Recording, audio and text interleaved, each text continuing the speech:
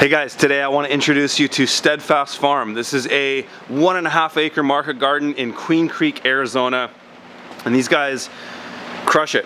It's also going to be the site of my next workshop. It's February 26th through March 2nd. I'll be down there teaching a 5-day workshop on this farm, showing you a whole production week.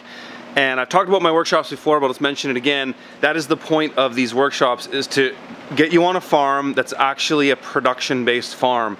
See the whole cycle. Crops going in the ground, crops being harvested, washed, packed, and delivered. Seeing the whole process from beginning to end, as well as demonstrating all the tools and things like that that we use.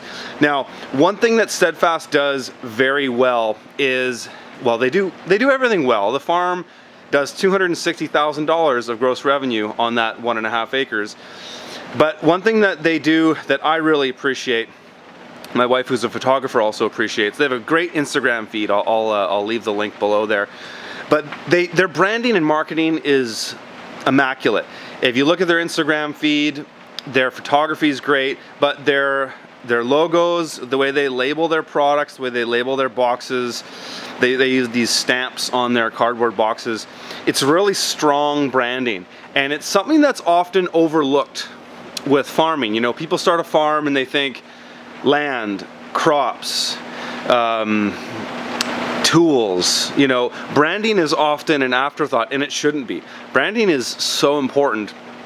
This little video, I'm gonna have, Eric's gonna talk about what they do for their branding, sort of the process behind it, and showing you their labels and things that they're branding.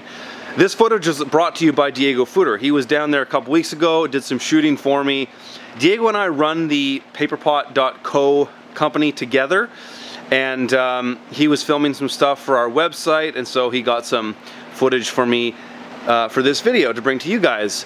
One thing I'll mention too is, for this workshop, Diego is actually going to be coming down to Queen Creek, and he's going to bring a bunch of paper pot transplanter stuff. So if anybody is coming to this workshop and you want to get a discount on the paper pot, we can give you around 15% off plus no shipping. You just got to be there at the workshop to pick it up. Diego's going to drive a bunch down with his trailer. So if you guys want to do that, if you want to get a paper pot transplanter for cheap, just email Diego. I'll have his email right here.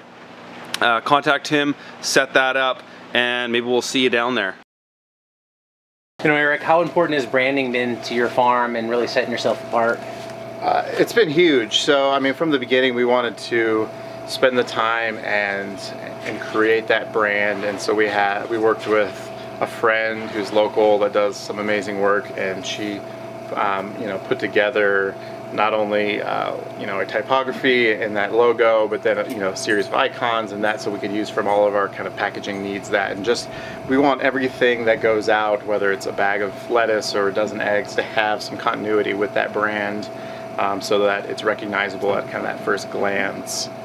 When you say, or when you look at your competitors in this space, people you're selling against, to whether in the restaurants, at the farmers market, would you say you're the premium product in terms of how you're pricing? And then do you need that brand to reflect that pricing? I think we're competitive, but we're you know, on the higher end of that. I think we charge, you know, we base our costs or our prices on what the cost of growing food. So we're never going to sacrifice or grow at a loss just because that's what people think it's worth. We're going to take the time to re-educate them on what it actually costs and why they should pay it. But yeah, we do, because we are a little bit more of a premium, we want to do little things to add value in the consumer's eye. So, you know, whether it's stamping each egg in a dozen eggs, it's just a split second for each egg that we do. So it only adds a couple minutes to our daily, you know, egg washing and packaging to stamp all those. But when the customer opens that up, it's you know, it's really special to them. They think it's a really cool kind of boutique thing, and you know, there's a lot of Instagram photos as a result of our eggs because people want to share that.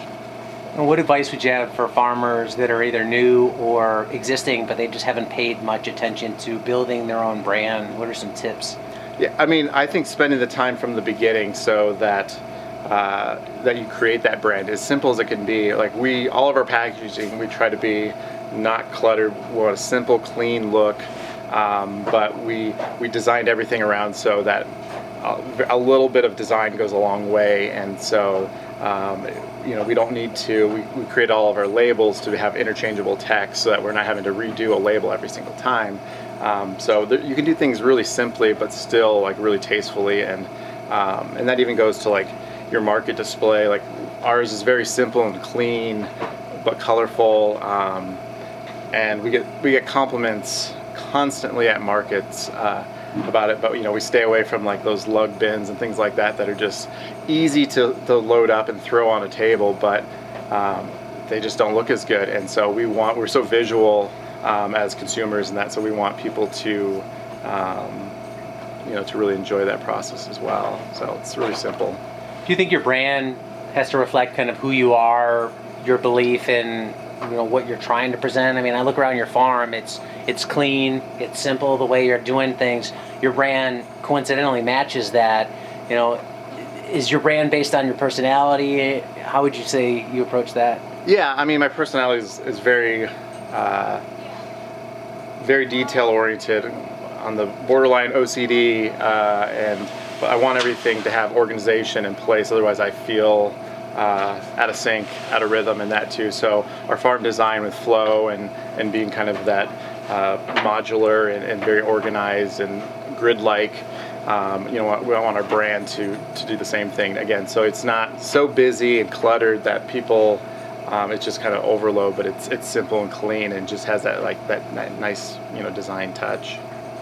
You know, recently you moved your farm from a previous location to the location where you're at now, but the brand of your farm was your brand, so you're able to move that brand with the location of the farm. How critical was it to have that brand that you could move when you had to move the physical farm?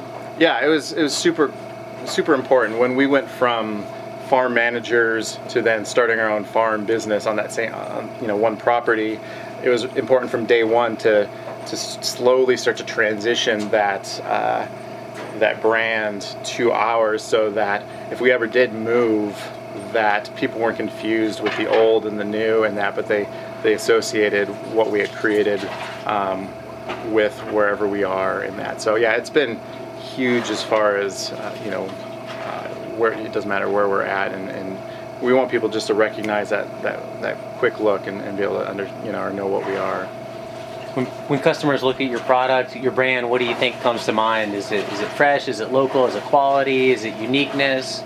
That's a good question. I mean, we want it to look like a premium, like it's worth every penny that they're spending on ours. The vegetables speak for themselves, the quality of them, the flavor, the nutrient density. But again, it's just those details we want them to feel really good about. We want them to be like excited or proud of what they're doing, you know, and supporting local, going to the farmers markets and that, and to be a different experience than if they were just to go to the grocery store and that. And so I think all these things kind of build on that. But again, we just want to bring more attention to like that small scale, that local and that. And so it's getting people excited about eating, which is something we all do. So it's really important.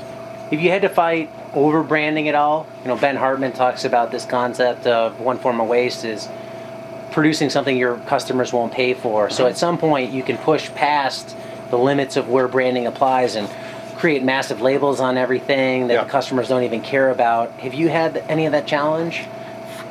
From day one, we wanted to keep things super simple and very customizable so that we weren't spending a lot of money. You know, I think the traditional way of like labeling packaging for farms was design a label for one product, have a print company make 5,000 labels or whatever of that, spend a lot of money, spend like 50 cents a label or, you know, something along those lines, and then be stuck with those and have to use those, so your packaging costs are really high, having to charge more, and then I think you're really inefficient in that way, and you're making your customers pay for something that really they don't care about a 50-cent label at that point. So we wanted to do something that was super customizable. If something changed, we weren't worried about having to use up those labels. We could print them on demand. So our labels cost us about a penny a piece, and so and they look really good, but they're simple. And so I think that's the balance. Is we want everything to kind of follow that, you know, that kind of thought process. When we did our brand, I was like, I want a square label. And my buddy owns a label company that does all the UPS labels, and so he had these giant like label machines that they use for like big commercial applications, which was great because it actually had a rewinder too, so it would like print and then rewind on a new spool, so that you could take out that and then pull down a bar. And but like the quality of the image wasn't great, and I didn't have the money to spend on the fancy one, so I ended up going with this for a couple $100. It cuts as it goes, so it's just a continuous roll that cuts my 4x4, because that's just, I wanted something. Everybody, you know, as soon as we started doing that and we were doing the 2x4, then I was like, okay, everybody's gonna have this, it's gonna look, so let's distinguish ourselves a little bit more. And so the only downside is it's not on a roll, they're stacks. You know, we print them as we go and what we need, but it's just, this is blank, we designed, and then we just type over that. Whether it's a wholesale order or a CSA, it's always in this top right corner. And so you can see actually under there's our wholesale labels. So this box has 4 labels. So this, we've been able to recycle this box 4 times. Which was why we don't use the thickest cardboard. We don't use wax boxes, and we still get really great reuse. You know, this box cost me about $2 a piece, which is still like, it's a lot of money when you start adding that up. But I've got 80% of our restaurants trained to, you know, break them down and put them in the corner, and we pick them up every week. And we've had our CSA members, you know, train the same way. You know, the CSA box, please return box. You know, it says right on there. Again, simple, clean, very subtle, but so when you get a custom box like this made with this stamp, you have to pay them for the die initially to get the right. Right, and some box companies, they'll have a stock of different boxes, and so in those you wouldn't pay for. But we wanted, hey, we wanted the specific size box, and so they didn't have it, so we had to give them samples, and they made a prototype, and then they made a die cutting like plate that stamped out these out of cardboard, and then they glue the seam.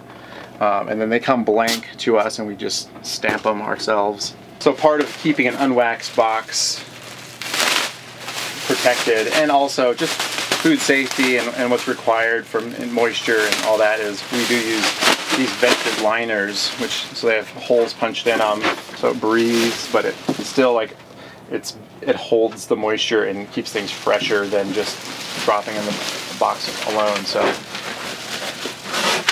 we'll do that, and then we can fill as needed, and then once they're filled with produce, depending on the item, like greens and that, we'll use these moisture papers that do a good job of either wicking away moisture or holding in some moisture.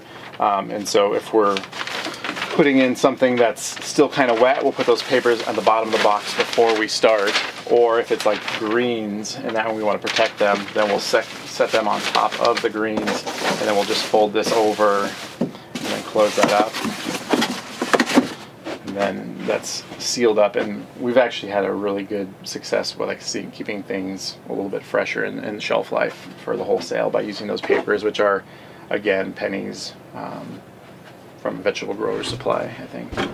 You see some farms use like reusable totes, plastic. What are your thoughts on that as somebody who does this? We tried doing that with certain customers, ones that we had a very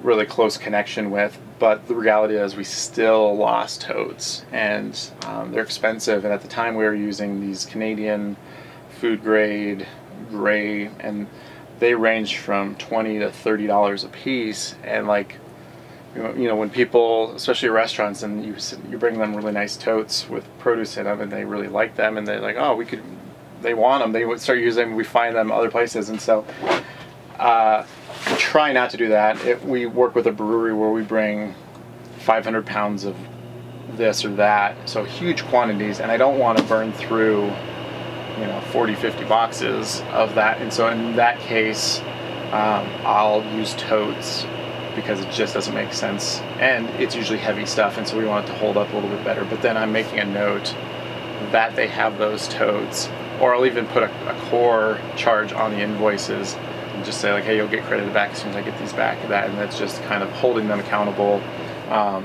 for those. And yeah, so that works really well. In fact, funny story, when we started our boxes,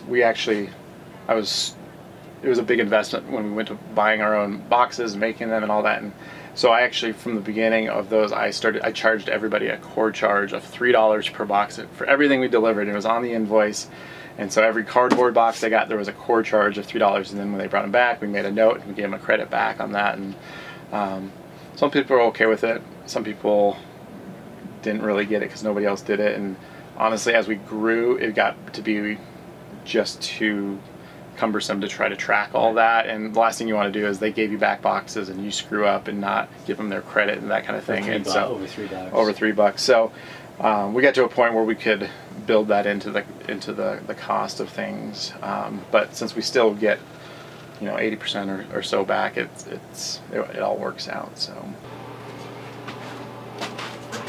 One thing that I love that Eric's doing here with these labels, continuous improvement, trying to eliminate other problems within the system. For example, on his restaurant wholesale label, he was having problems with the restaurants writing in Sharpie on the boxes, and ideally he wants to reuse the boxes, so they would write the date or use first on it. So he started writing the date on the label. He's eventually going to print the date on the label. Another thing they would do at the restaurants is write the contents of what was in the box in Sharpie on the box, and that doesn't look so good if you want to reuse the box and maintain that branding. So he's gone to adding the contents onto the label itself. Continuous improvement, observation, getting feedback on what the customer's doing, and trying to prevent downstream problems upstream by doing things like this. I love the idea of it, and it's one thing Eric does well here at Steadfast. Hope you guys have enjoyed that. I'm gonna have some more videos coming out about Steadfast Farm over the next week or so. I'll just kind of stream them out. Diego did a bunch of footage for me.